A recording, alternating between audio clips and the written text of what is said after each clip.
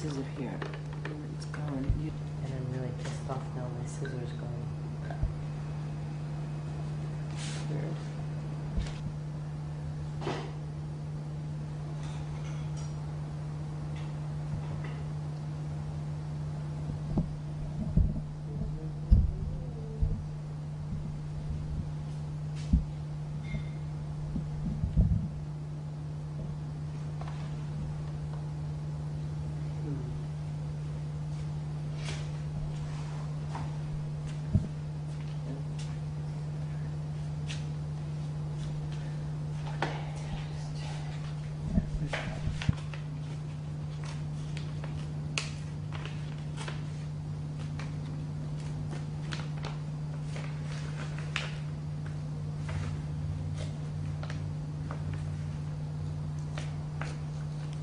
Scissor.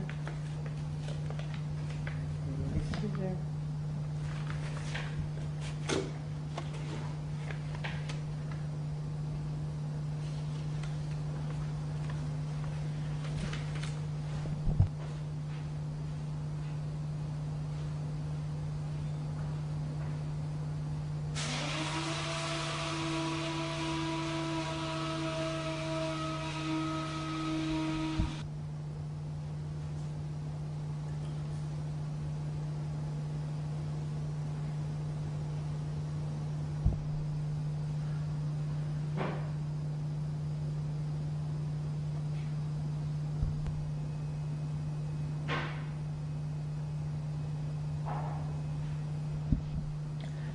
Quand je suis venue, l'autre m'avait dit, oui, il y a toujours un peu de café, un peu de thé.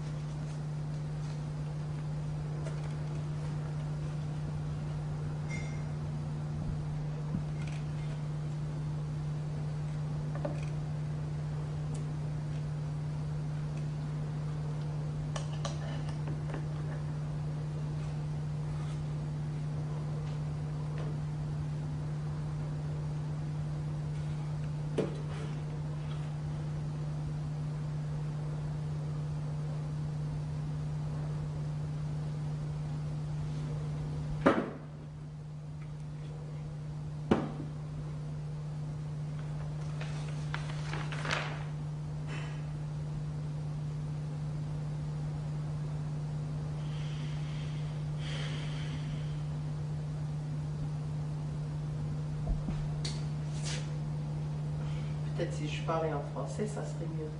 Parce qu'il va falloir que je parle. Okay, she said, I'll let you know. She said,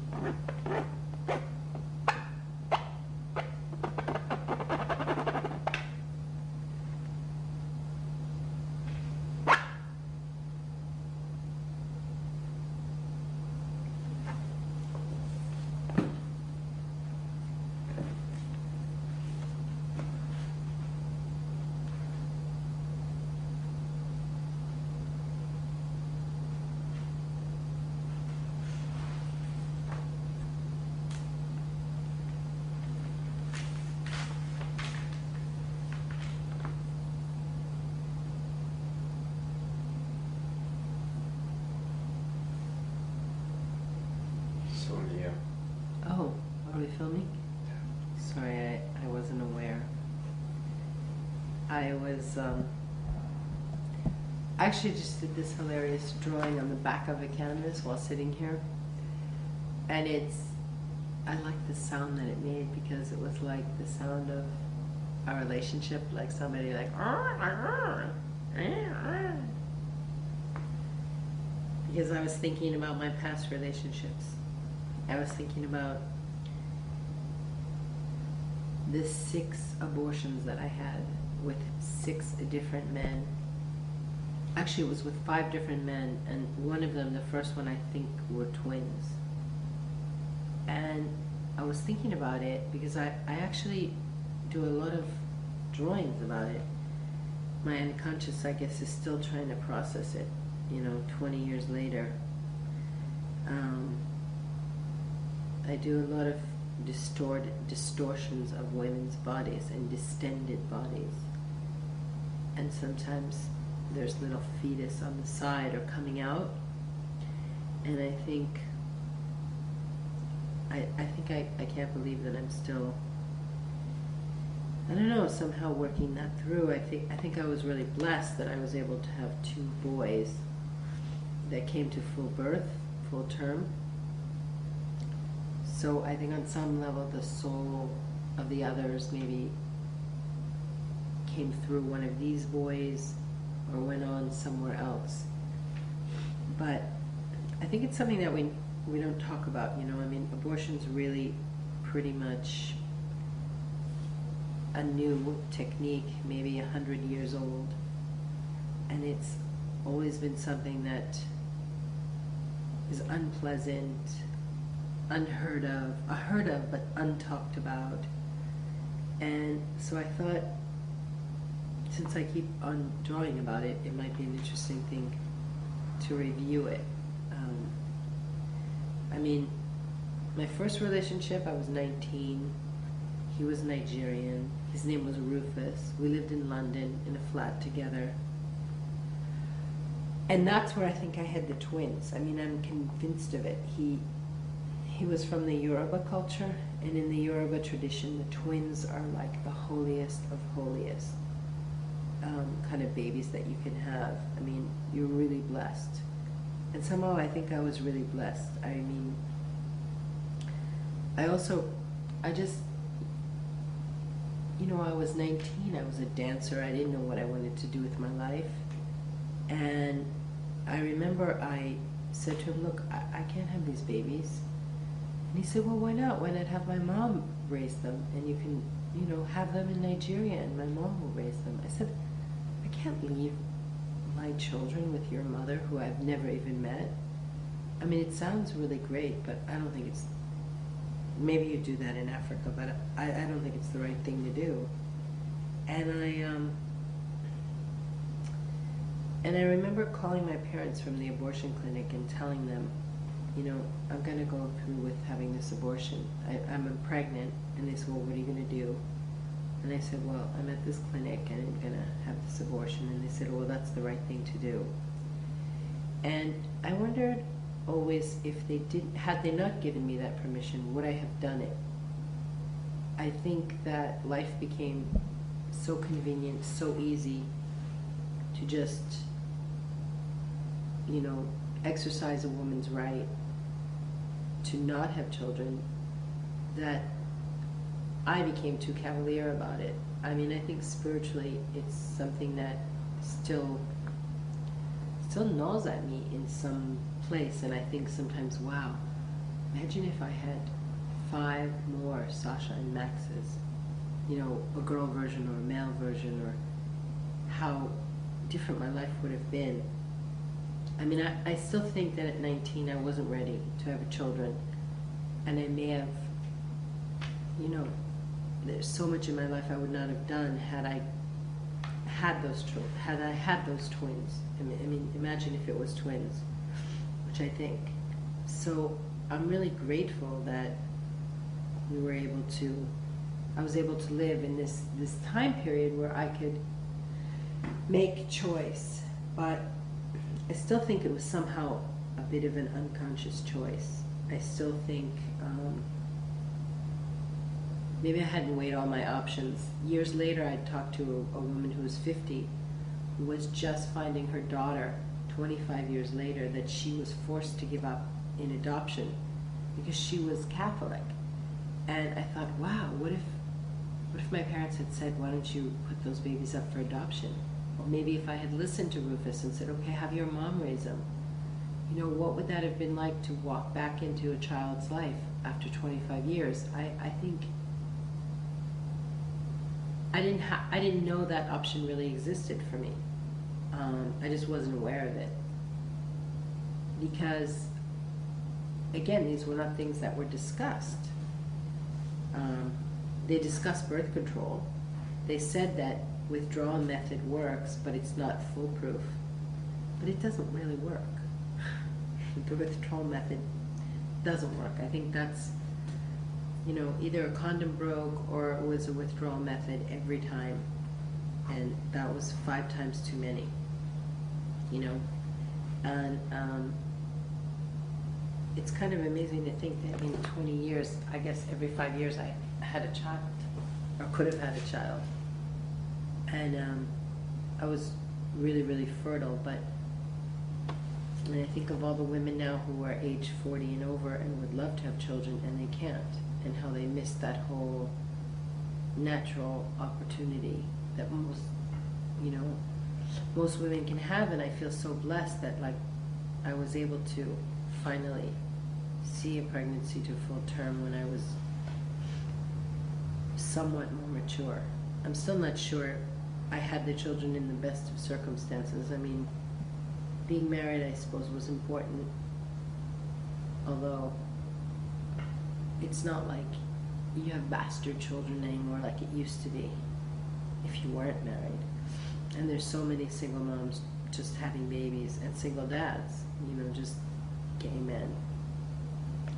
I think my second child that I had conceived, I had some crazy boyfriend. I was in New York, and his name was JC. He was Jewish, but he had a name like Jesus Christ. I mean,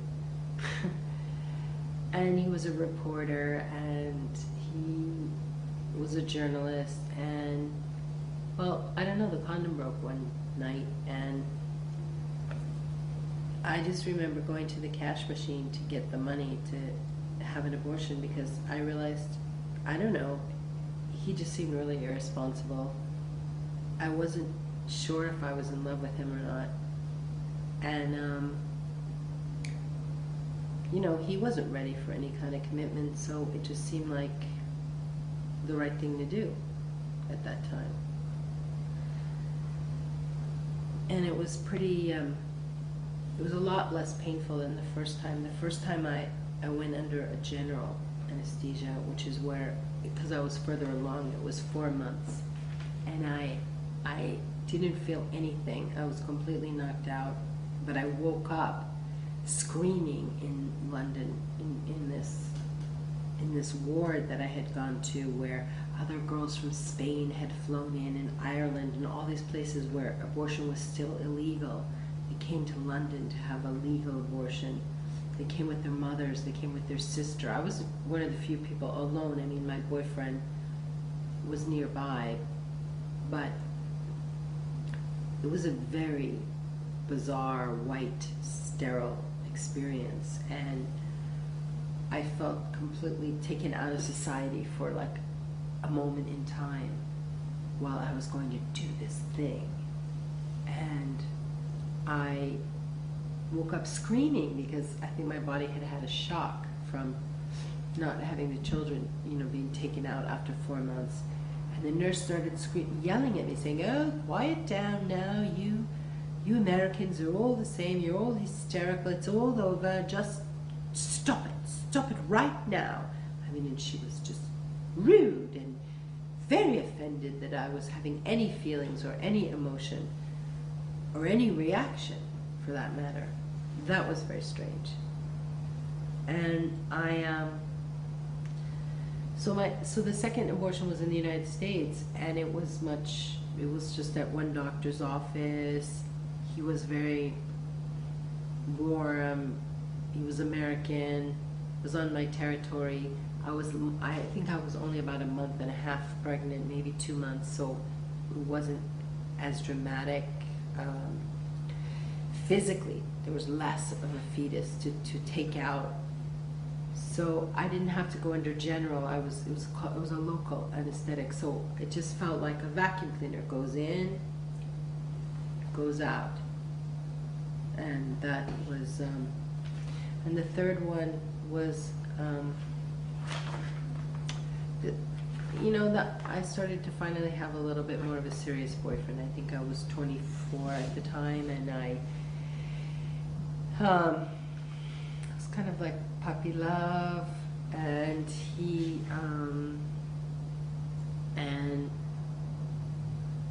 and he was Italian Catholic from Rome.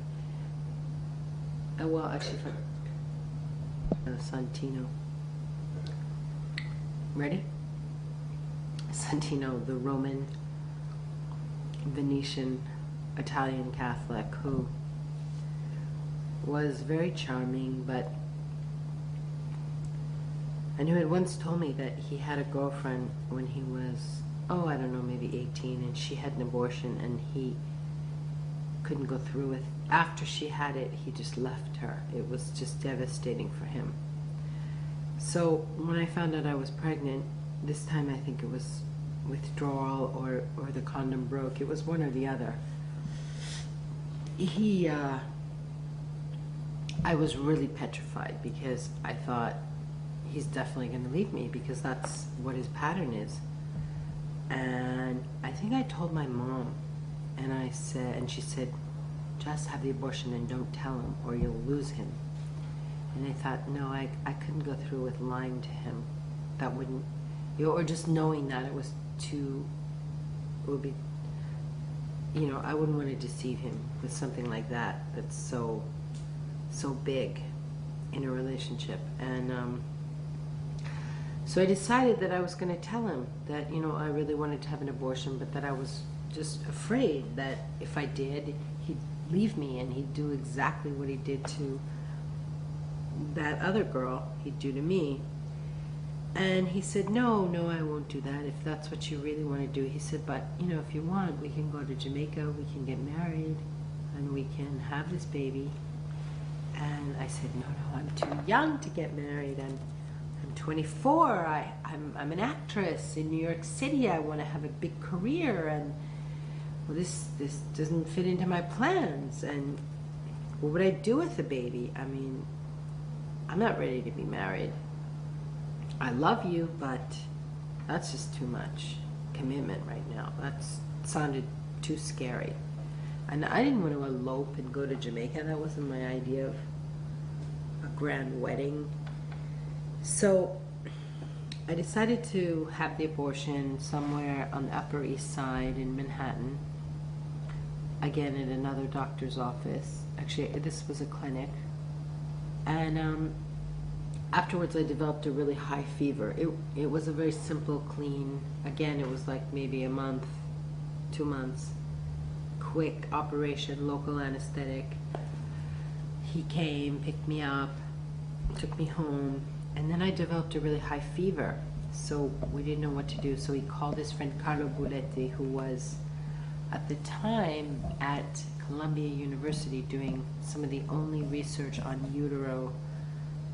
This was pre-in vitro, and he was doing this kind of fertility studies.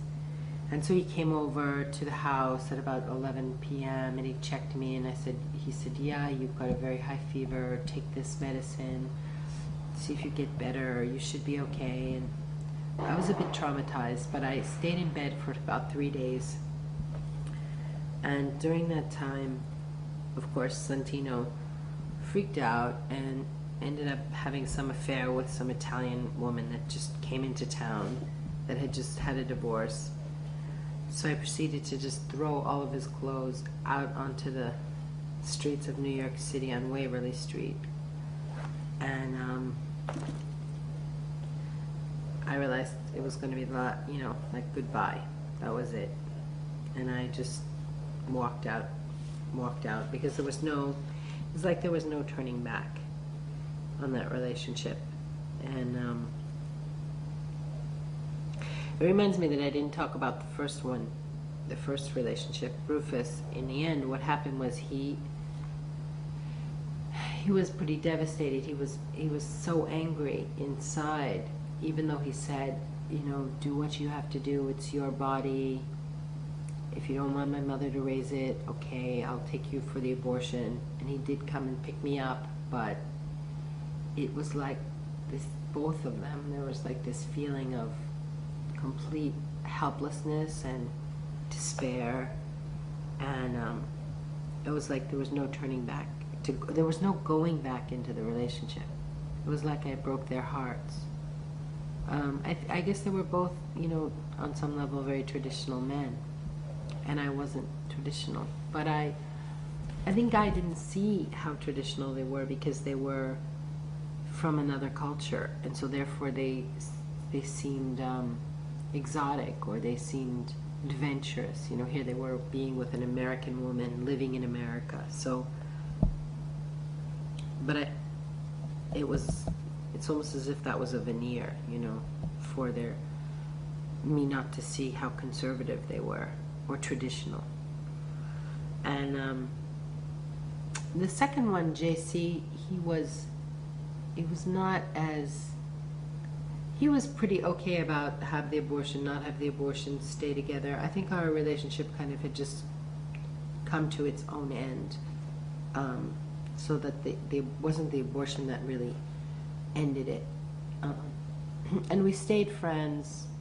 You know, I could probably Google him and find him today and call him up and say hello. I know he eventually ended up marrying someone and having some kids. I think having the kids first and then marrying her. But the fourth relationship, I think, was that where I had the abortion. That was really traumatic, actually, and weird. It was this. I met this guy from Tibet, this Tibetan guy, and I think we were together like. We just met, and he really wanted to sleep with me, and for some reason I decided, okay, so we went to this hotel, some sleazy hotel on 42nd Street, and I told him, you know, you have to pull out because I don't have any birth control. This was like the only, yeah, this was someone who I didn't have a relationship with, all these other guys, and he didn't pull out, and I should have gone and got the morning after pill the next day, which actually I did once before. I didn't talk about it, actually, but I did. So that's maybe even would be like a sixth abortion. That would be the sixth abortion that I would have had but didn't have to have because I took that morning after pill anyway. So, but I wasn't sure if I got pregnant. You know, guys have come inside of you before and you don't get pregnant. Well, I got pregnant. And it was almost like being raped because he didn't, it was like he didn't listen. I mean, everyone else was in a relationship with me, so if I said, you know, you have to pull out, they said fine, and there was no question that somebody wasn't going to try to have a child with me if I didn't want one. And so I thought, I almost thought like maybe he was trying to find a wife and get married and become a citizen, or, you know, like in some underhanded way or something. Anyway, you know, a month later or so, I figured it out, and I went by myself because I never saw that guy again. The whole experience, I was just so turned off that he would come inside of me after, you know, discussing that, no, it's okay, I won't, don't worry. I'm amazed also that I had the same amount of trust with him as these other men that I was living with for a year. It's kind of crazy. I don't know why it's weird. I don't know why I had that. Obviously bad judgment. So, you know, in this case, this would have been like the, definitely, like if I had had some Tibetan, half Tibetan child where I didn't really even know the father, would have been a nightmare, would have been a disaster. So, you know, it's at those moments when you say women's reproductive rights are super important. Just what a trauma that would have been.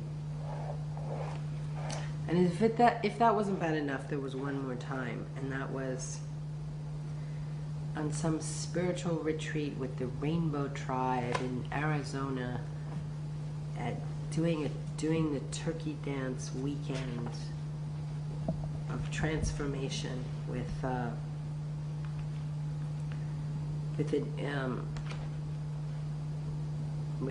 living in teepees for the weekend. And I met this guy who was really funny and smart, and he was pretty successful. He was in computers, and we spent the night, and the condom broke. And I said to him, you know, I'm getting older now. I think I was already in my 30s. Maybe I was 34, 36, something. And he said, you know, if I get pregnant, I'm going to have this baby. And he said, that's okay, you know, you can. And, you know, you let me know if you want me to help you with it or not. But I was, you know, it was a mistake. It wasn't like he was trying to do something to me that he didn't, you know, do. We had an agreement that, I mean, we were going to sleep together. He had protection, and there was no betrayal. It just was an accident. It was like an accident with a stranger. And and then I called him. I realized, I thought, well, I don't know this guy. I don't want to have this baby. What if I don't really like him? You know, maybe he seems a little hyperactive. I mean, probably a genius. Maybe I'll have a problematic kid. And I realized I couldn't have this baby because I wasn't in love with this guy. I didn't know him. And so I called him and I said, I just want to let you know that I was pregnant, and I'm going to have an abortion. And, you know, he said, well, do you want me to help you pay for it? And I said, no, I think I'm okay. But he said, I thought you really wanted to have the child. And I said, you know what, I did, but then I realized I don't know you well enough. And he said, okay. And he was totally cool. And I ended up going and kind of being really embarrassed that, like, this was the 5th time, and how could I have done this to myself 5 times? And, you know, it was with someone who I didn't know, and someone who certainly I wasn't in love with, and how crazy I gave myself a really hard time psychologically, because I felt like, you know, by now I should have known better, or I should know better. And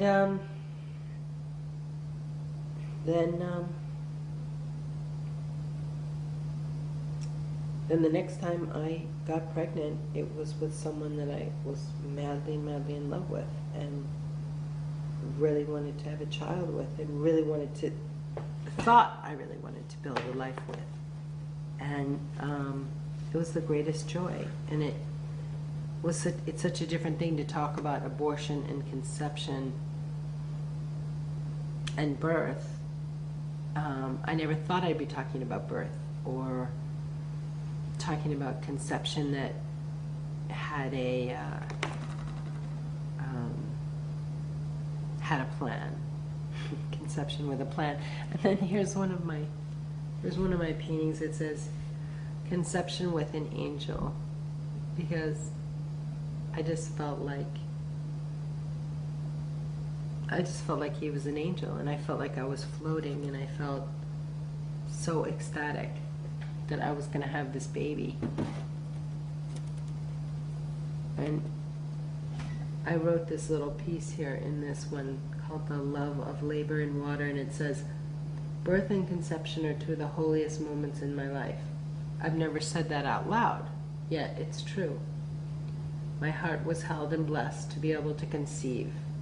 The first child, Sasha, was conceived somewhere in the heat of a little tent under the Uruguayan sky on an overnight sailing trip across the Rio Plata, which comes from Buenos Aires, Argentina, to Montevideo and Riachuela, Uruguay.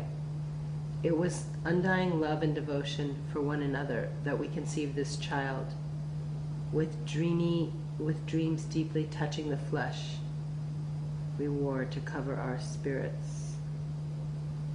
And this was many hours of labor. And I did it in water, most of it, because I had done the Lamaze and method.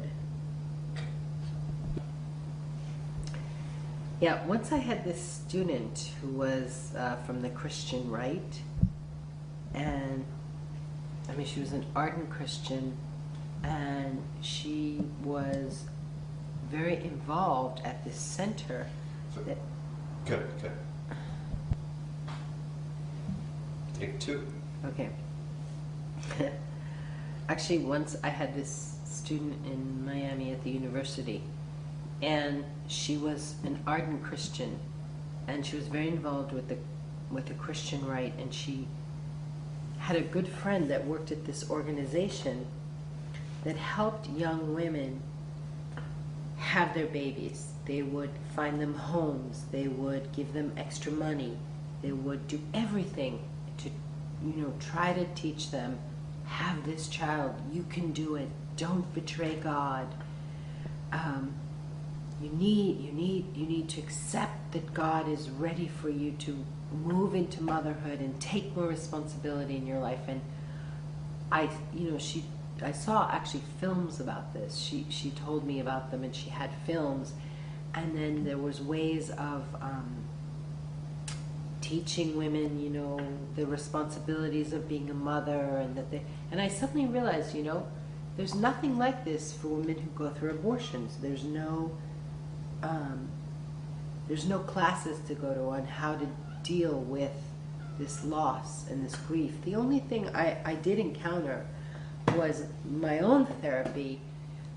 I had therapists that said, listen, you need to name each child or each fetus that you lost, and you need to maybe write a monologue to each one, talk to it, and then bless it and say goodbye, and realize that it goes somewhere up in ethers, and that if maybe at some point it may come back through your body in some other kind of incarnation or manifestation.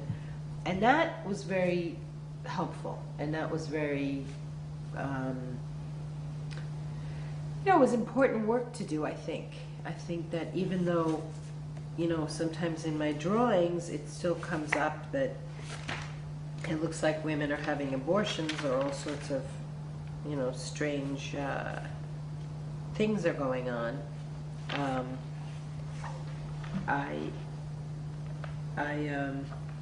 I feel like I absolved myself of this terrible sin or this terrible guilt that you feel, because you say, my life is more important than this fetus that isn't born, and I need to become educated. I need to finish my PhD. I need to have a career before I'm going to raise children in the world so that they're stable, and that I'm not depending on other people to feed me and clothe me like some of these girls did with the Christian right. But it was very, I had never met anyone who felt so strongly that God had chosen us to have our child, and it was like our spiritual responsibility to have children, and maybe I should go and visit these people. I mean, she did such a sales job even on me, like I should go visit them and talk with them,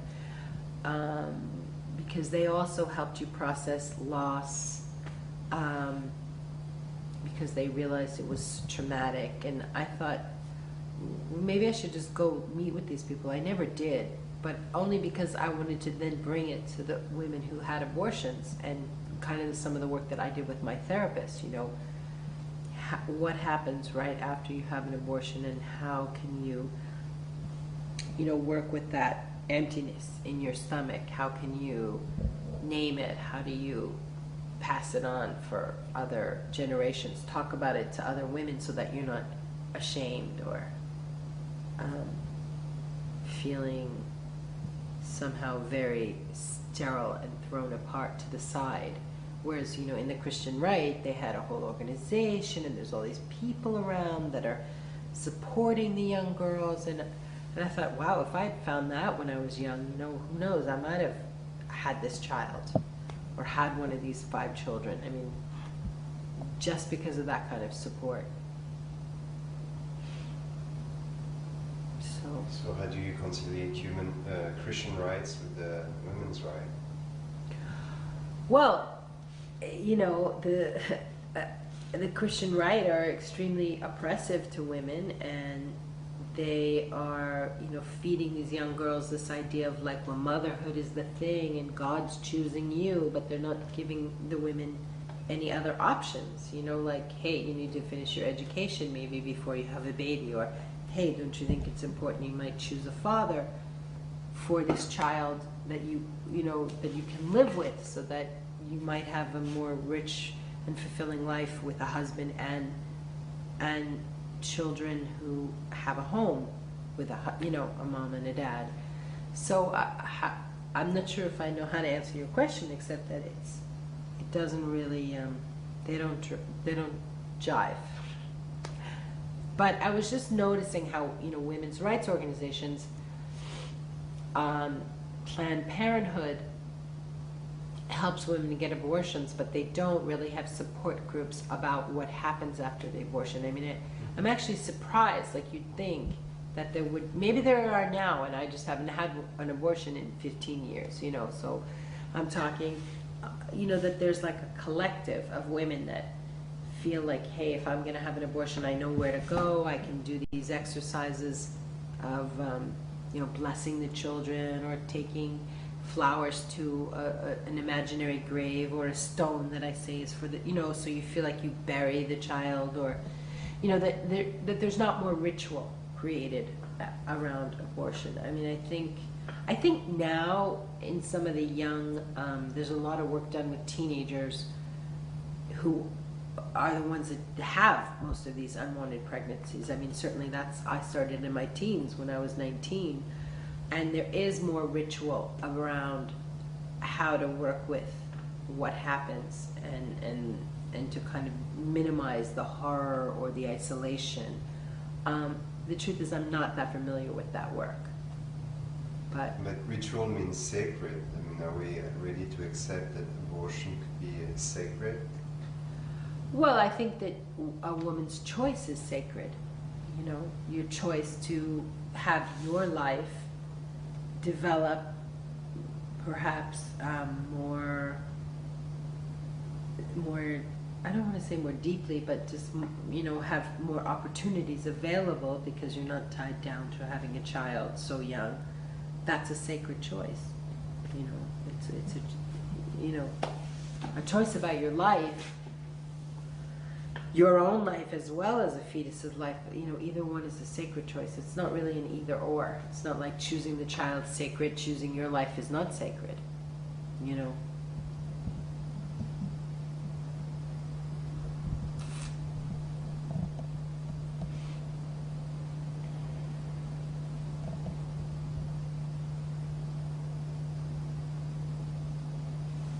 Okay.